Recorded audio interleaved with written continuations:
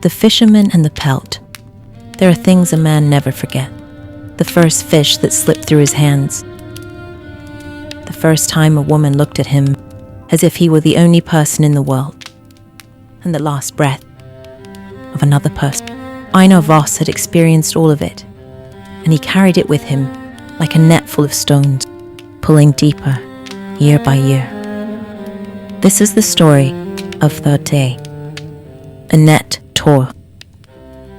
Act 1. The Fisherman and the Pelt. Einar Voss was 67 when he stopped dreaming of his wife. That was the day he truly became afraid. Not of death. He respected death like an old enemy who knew he would win. But of forgetting. That one morning Edda's face would simply be gone, faded like a photograph in the sun. Edda. He thought her name like a prayer. She had laughed like light on water, everywhere at once, impossible to hold. She sang sailors' songs in bad winters and stayed silent in good summers because happiness needs no words. She left him 3 times during their decades of marriage and returned 3 times, and each time he was the one who asked forgiveness. Not because he was guilty, but because he understood that some people sometimes need the sea to know their home. Edda died 4 years ago, on a quiet Tuesday in February. The doctor called it peaceful. Einar never liked that word. What no one knew, what he himself would only understand much later, was that Edda's final year hadn't been peaceful. Not really. She said things in those last months he thought were fever dreams. She spoke of a place she'd seen, a cave deep in the Lofoten cliffs, with markings on the walls older than the church, older than the Vikings, older perhaps than language itself. She described a shape, a line that branched and curved back, an eye in a diamond. He nodded and held her hand. He thought, the fever speaks. He was wrong.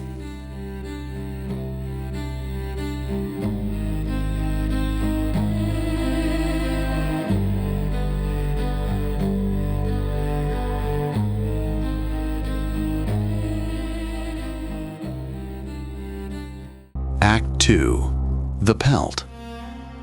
It was an October morning, almost exactly 4 years after Edda's death, when Einar found the Pelt. The Pelt lay between 2 stones.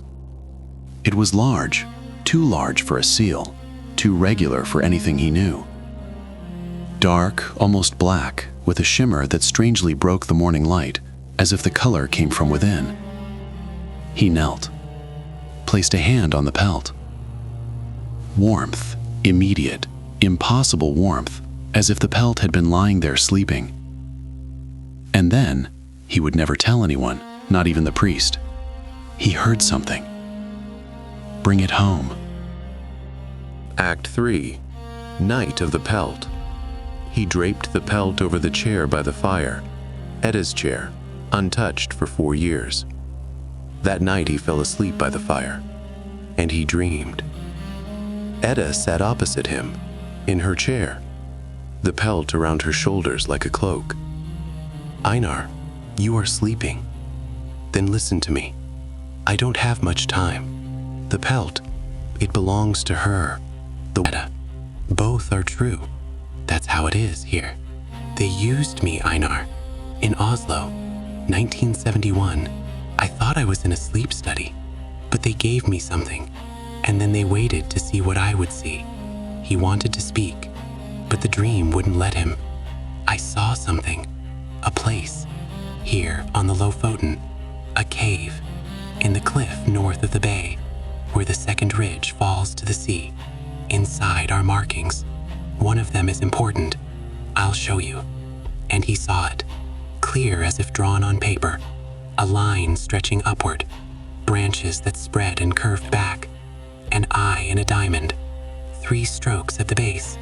This sign, Einar, remember it. There is a woman. She will come, sooner or later. Her name is Nygard. When she comes, show her this sign. Only her. Why? Who's that? I don't know that yet. I see time differently from here. Not as a line, as space. Nygard is somewhere in that space. She seeks the same thing as you, without knowing it. I miss the waves, Einar. Tell the sea I asked about it. He woke, the fire nearly out, only the pelt on the chair.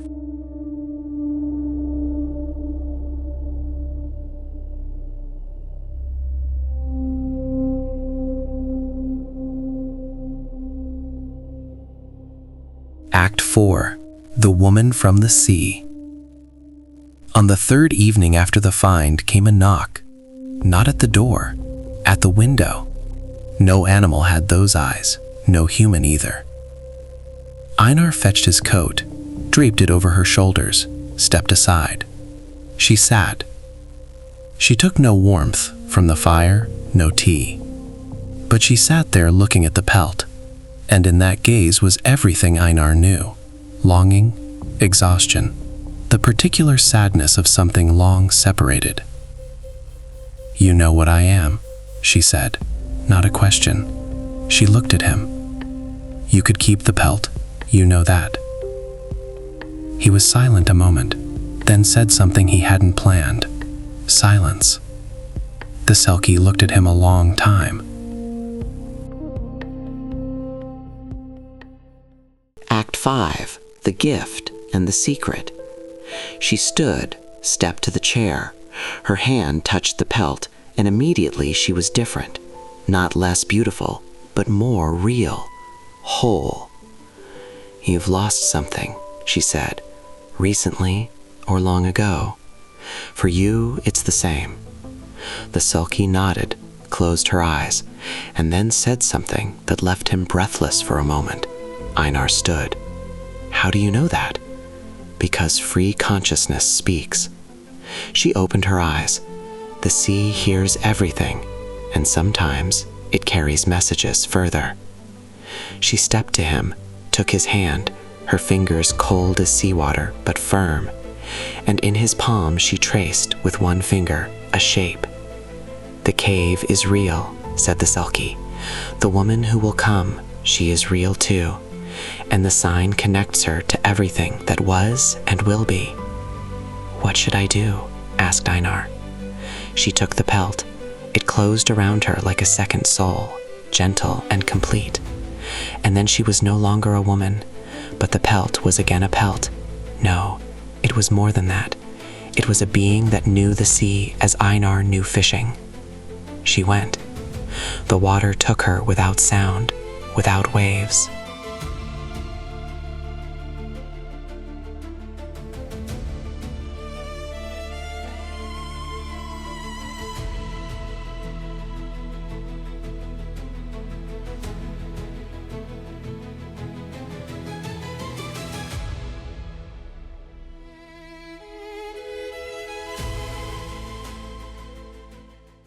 Epilogue: What Einar Wrote.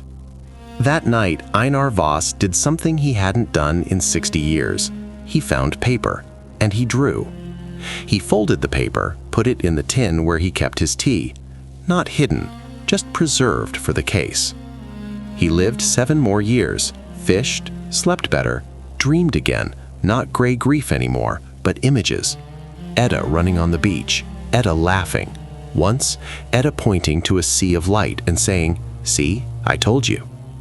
A woman named Nygard never came into his life, but after his death, when his little red house was cleared, they found it under the tea in a dented tin can, a folded piece of paper with a drawing and 2 words. The house's heir didn't know what to do with it. She put it in a box. The box went to Bergen. Historical afterword. The Oslo experiment that Edda speaks of is fictional, but its framework is real. In 1971, sleep and isolation studies were conducted in several Scandinavian countries, partly commissioned by international research networks, whose connections to later MKUltra investigations were never fully clarified. Test subjects were not always fully informed. That is a fact, even if Edda's specific story is an invention. The Selkie tradition, women from the sea who shift between seal skin and human form, has been documented in Nordic, Scottish, and Faroese cultures since the Middle Ages. In many versions of the legend, the decisive moment is not the taking of the skin, but its return. The one who lets go receives. What Einar received will be revealed in the next episode.